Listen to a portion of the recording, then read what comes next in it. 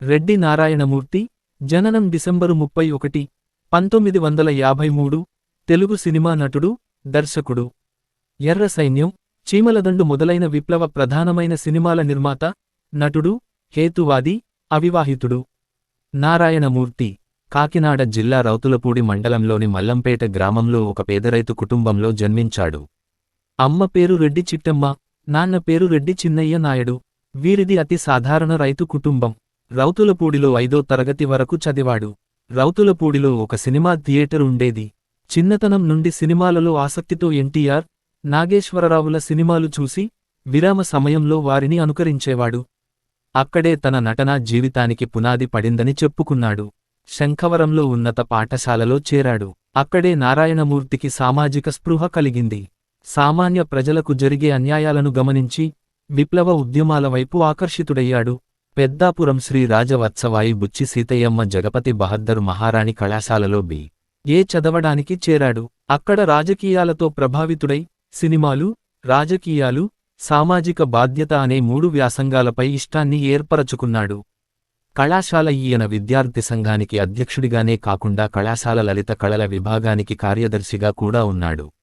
అంతేకాక తను ఉంటున్న ప్రభుత్వ హాస్టలు యొక్క విద్యార్థి అధ్యక్షునిగానూ, పేద విద్యార్థుల నిధి సంఘానికి కార్యదర్శిగానూ పనిచేశాడు. స్థానిక రిక్షా కార్మికులు ఈయనను మద్దతు కోసం సంప్రదించేవారు. నారాయణమూర్తి పట్టణ రిక్షా సంఘం అధ్యక్షుడుగా కూడా ఉన్నాడు. ఎమర్జెన్సీ కాలంలో క్రియాశీలకంగా పనిచేస్తున్నందువలన పోలీసులు ఈయన్ను తీసుకుని వెళ్లి విచారణ కూడా చేశారు. అంతేకాక నారాయణమూర్తి సినిమా నటి మంజులతో ఒక ప్రదర్శన ఏర్పాటు చేయించి నూతన కళాశాల నిర్మాణానికి నిధుల సేకరణ ప్రారంభించాడు. అప్పట్లో బీహార్లో వరద సహాయానికి తగిన విధంగా తోడ్పాడ్డాడు. సహవిద్యార్థులు నారాయణమూర్తిని కాలేజీ అన్నగా వ్యవహరించేవారు. సినీరంగ ప్రవేశం. నారాయణమూర్తి సినిమాల్లో హీరో కావాలనే జీవితాశయం ఉండేది. సినిమా పిచ్చితోటి 1972లోనే ఇంటర్మీడియట్ పరీక్షలవ్వగానే ఎలాగైనా పరీక్షలో తప్పేది ఖాయం అనుకుని మద్రాసు వెళ్ళిపోయాడు. అప్పటికి ఇతడికి 17 నుండి 18 ఏళ్ల వయసు. మహానగరంలో ఎవరూ తెలీదు. మనసులో ఉందల్లా సినిమాల్లో వేషాలు వెయ్యాలని అంతే. పక్కా సినిమా కష్టాలు మొదలయ్యాయి. తిండి లేదు, వసతి లేదు. అయినా ఏదో మూల ఆశ. అక్కడక్కడ తింటూ, లేని రోజు పస్తుంటూ, రోడ్డు పక్కనే ఏ చెట్టు కిందనో పడుకుంటూ. రోజులు గడుస్తుండగా ఒకరోజు హఠాత్తుగా పేపర్లో పరీక్షా ఫలితాలు చూసి ఇంటర్మీడియట్లో పాసయ్యానని తెలుసుకున్నాడు. సరే, ఇక్కడ ఏమీ అవకాశాలు రావడం లేదు కదా, పాసయ్యాను కాబట్టి వెనక్కి వెళ్లి బి.ఏ. చదువుదామని నిర్ణయించుకుని తిరిగి పెద్దాపురం వెళ్ళిపోయాడు. దాసరి గారి పరిచయం వలన కృష్ణ సినిమా నేరము, శిక్ష ఈయనకు ఒక చిన్న పాత్రలో నటించే అవకాశం వచ్చింది. ఒక పాట చిత్రీకరణలో 170 మంది జూనియర్ ఆర్టిస్టులలో ఈయన ఒకడు. చిన్న వేషంతో నిరుత్సాహపడ్డాడు. కాని ఇంటర్మీడియట్ పాసైన విషయానికి తెలిసింది. డిగ్రీ పూర్తి చేసుకుని తిరిగి రమ్మని దాసరి సలహా ఇచ్చాడు. అదీకాక సినిమా టైటిళ్లలో ఎన్.టి. రామారావు బి.ఏ. అని చూసి తనూ బి.ఏ. చెయ్యాలనే కోరిక ఉండేది. అలా బి.ఏ. చెయ్యటానికి తూర్పుగోదావరి తిరిగి వచ్చాడు. అదే సమయంలో నేరము, శిక్ష సినిమా విడుదలైంది. 100 మందిలో ఒకడిగా నిలబడినా, తన గ్రామ ప్రజలు సినిమా చూసి, తనను అందులో గుర్తుపట్టి, తను కనిపించిన సన్నివేశాలు వచ్చినప్పుడు చప్పట్లు కొట్టి, ఈలలు వేశారు.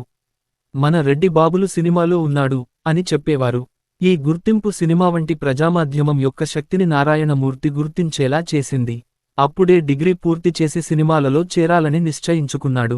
డిగ్రీ కళాశాల సాంస్కృతిక కార్యక్రమాలలో మహాచురుకుగా పాల్గొనేవాడు.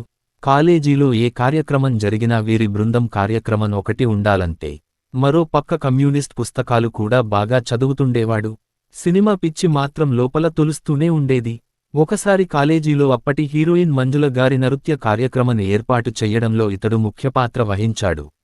ఏదో ఒక రోజు నేను కూడా సినిమాల్లోకి వెళ్ళి, సినిమా తారలకున్న కీర్తి కొంచెమైనా తెచ్చుకోవాలనుకునే ఆలోచన మాత్రం ఇతడిలో నుంచి చెరిగిపోలేదు. అలానే రాజకీయ కార్యక్రమాలు కూడా. అత్యవసర పరిస్థితి రోజుల్లో ఎమ్మెల్యే డాక్టర్ సి.వి.కె. రావు గారు ఇతడు ఒకే వేదిక మీద నుంచి మాట్లాడిన సందర్భం కూడా ఉంది. ఇంక బి.ఏ. పూర్తి కావడమే. తరువాయి మద్రాసు ప్రయాణం కట్టాడు. ఎప్పుడో 3-4 ఏళ్ల క్రిందట వచ్చిన అనుభవమే మద్రాసుకి. అయితే ఈసారి బి.ఏ. డిగ్రీ ఉంది కాబట్టి వేషాలు చాలా సులభంగా దొరుకుతాయి అనే భావన ఉండేది. ఏముంది, ఎవరు పడితే వాళ్లు పిలిచి నాకు హీరో వేషం ఇస్తారు అనుకుంటూ మద్రాసులో అడుగుపెట్టాడు. పరిస్థితిలో ఏమీ మార్పులేదు. ఎవ్వరూ ఇతడిని పలకరించిన పాపాన పోలేదు. ఎందుకు పలకరించాలి, నేనేమంత గొప్ప పర్సనాలిటీని, అయినా వయసు, సినిమా మత్తు అలాంటిది. పంపు నీళ్ళే కడుపు నింపేవి, పాండి బజారు చెట్లే రాత్రిపూట ఆశ్రయమిచ్చేవి. అలా కష్టాలు పడుతూనే రోజూ స్టూడియోల చుట్టూ తిరిగితే ఒకటి అరా జూనియర్ ఆర్టిస్టు అవకాశాలు దొరికాయి. పొలాల్లో పనిచేసేవాళ్లల్లో ఒకడిగా, కాలేజీ స్టూడెంట్స్లో ఒకడిగా, ఊరేగింపులో వెనకాల, ఇలా అన్నీ గుంపులో గోవిందా వేషాలే. అవి కూడా షూటింగ్ రోజు మాత్రమే తిండి పెట్టగలిగేవి. ఆ రోజుల్లోనే దాసరి నారాయణరావు పరిచయం ఇతడి బ్రతుకుని ఒక మలుపు తిప్పింది. దాసరి ఇతడిలోని కళాతృష్ణని ఎలా కనిపెట్టగలిగారో కానీ పరిచయం కాగానే రమేష్ బాబు హీరోగా ఆయన తీస్తున్న నీడ చిత్రంలో ఇతడికి ప్రాధాన్యత ఉన్న వేషాన్నిచ్చారు.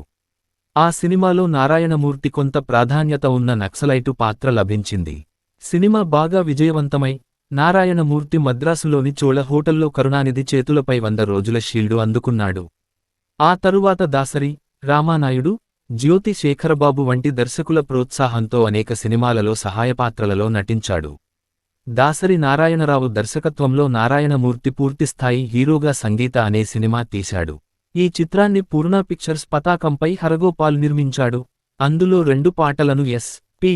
బాలసుబ్రహ్మణ్యం పాడాడు. చిత్రం ఒక మోస్తరు విజయం సాధించి 50 రోజుల పాటు ఆడింది. అయితే ఆ తర్వాత హీరోగా అవకాశాలు రాలేదు. చిన్న వేషాలకు కూడా తీసుకోక బాగా కష్టాలను ఎదుర్కొన్నాడు. తిండికి కూడా డబ్బులు లేని పరిస్థితి ఏర్పడింది. ఆ సమయంలోనే హీరో అవ్వాలంటే మొదట దర్శకునిగా నిలదొక్కుకోవాలని అనుకున్నాడు. దర్శకునిగా పూర్వానుభవం లేకపోవటం వలన ఎవరూ సినిమా తీసే అవకాశం ఇవ్వలేదు. షూటింగులు ఉన్నప్పుడల్లా దాసరి పనితీరును గమనిస్తూ ఉండేవాడు. దర్శకునిగా తనకు తాను అవకాశమిచ్చుకోవటానికి తనే నిర్మాత అయితే కానీ కుదరదని గ్రహించి స్నేహితులకు తన ఆశయం తెలియజేయగా వాళ్లు కొంతమంది నారాయణమూర్తి సినిమా నిర్మించడానికి సహాయం చేశారు. అందుకే తన బ్యానరుకు స్నేహ చిత్ర అని పేరు పెట్టుకున్నాడు. భారత, రష్యా స్నేహ కరచాలనాన్ని చిహ్నంగా ఎంచుకున్నాడు. నారాయణమూర్తి నిర్మాత, దర్శకుడిగా తన మొదటి సినిమా అర్ధరాత్రి స్వతంత్రం చిత్రీకరణను 1984 జూన్ 10న రంపచోడవరంలో ప్రారంభించాడు. ఆ సినిమా 16.5 లక్షల పెట్టుబడితో పూర్తయింది. సెన్సారుతో వచ్చిన చిక్కులను కొంతమంది వ్యక్తుల సహకారంతో అధిగమించి సినిమాను 1986 నవంబరు 6 టి. కృష్ణ వర్ధంతి రోజున విడుదల చేశాడు. ఆ సినిమాలో నారాయణమూర్తి ఒక నక్సలైటు పాత్రను పోషించాడు. ఈ సినిమా ఊహించినంతగా విజయవంతమై చరిత్ర సృష్టించింది. ఈ సినిమా విజయవంతమవటానికి వంగపండు ప్రసాదరావు వ్రాసిన పాటలు, పి.ఎల్. నారాయణ సంభాషణలు, నారాయణమూర్తి కథ, చిత్రానువాదము, దర్శకత్వం ఎంతగానో దోహదం చేశాయి. నారాయణమూర్తి సినిమాలన్నీ సమకాలీన సామాజిక సమస్యలు ఇతివృత్తంగా తీసినవే. ఈయన చిత్రీకరించిన సినిమాల్లో నిరుద్యోగం, ప్రపంచ బ్యాంకు విధానాలు, WTO ఒప్పందం, తృతీయ దేశాల సమస్యలు, పర్యావరణ సమస్యలు, ఆనకట్టలు, నిర్వాసితుల సమస్యలు, భూ సమస్యలు, రాజకీయ అతలాకుతలాలు మొదలైనటువంటి వాటికి అద్దం పట్టాడు. అందువలన బాధిత ప్రజలు ఈయన సినిమాలలోని పాత్రలలో మమేకమైపోయేవారు. ఆ తరువాత వచ్చిన సినిమాలలో దండోరా సినిమా సారా వ్యతిరేక ఉద్యమం చేపట్టడానికి మహిళలకు స్ఫూర్తినిచ్చింది. ఎర్రసైన్యం భూపోరాటానికి అజ్యం పోసింది. చుండూరు సంఘటనను చిత్రీకరించిన లాల్ సలాం పెద్ద ఎత్తున కలకలం రేపింది. ఆ సినిమా తీసినందుకు పోలీసులు నారాయణమూర్తిని విచారణ చేశారు. కొన్నాళ్లు ఆ సినిమాను నిషేధించారు కూడాను. నారాయణమూర్తి సినిమాల్లో ద్వందార్థ సంభాషణలు, పెద్ద పెద్ద సెట్టింగులు, పేరుమోసిన నటీనటవర్గం, ప్రత్యేక హాస్య సన్నివేశాలు, యుగళగీతాలు మొదలైనవి ఉండవు. వాస్తవ సమస్యలను చిత్రీకరించి సామాన్య ప్రజల మనసులను ఆకట్టుకోవటం మీదే ఆధారపడిన సినిమాలవి. తెలుగు సినిమారంగంలో ఎర్రసైన్యం సినిమా ఒక ట్రెండును సృష్టించింది. ఆ తర్వాత అనేక పెద్ద నిర్మాతలు ఇలాంటి మూసలో అనేక సినిమాలు నిర్మించి, విడుదల చేశారు. అలా మూస చిత్రాల ఉధృతి ఎక్కువై, ఆ తర్వాత వచ్చిన సినిమాలకు అంతగా ఆదరణ లభించలేదు. నారాయణమూర్తి ఒక 10 సంవత్సరాల పాటు తీసిన సినిమాలు చాలా విజయవంతమయ్యాయి. ఆ తరువాత 7 సంవత్సరాల పాటు వరుస పరాజయాలను చవిచూశాడు. ఊరు మనదిరా చిత్రం విజయంతో తన సినిమా జీవితంలో 2వ అంకాన్ని ప్రారంభించాడు.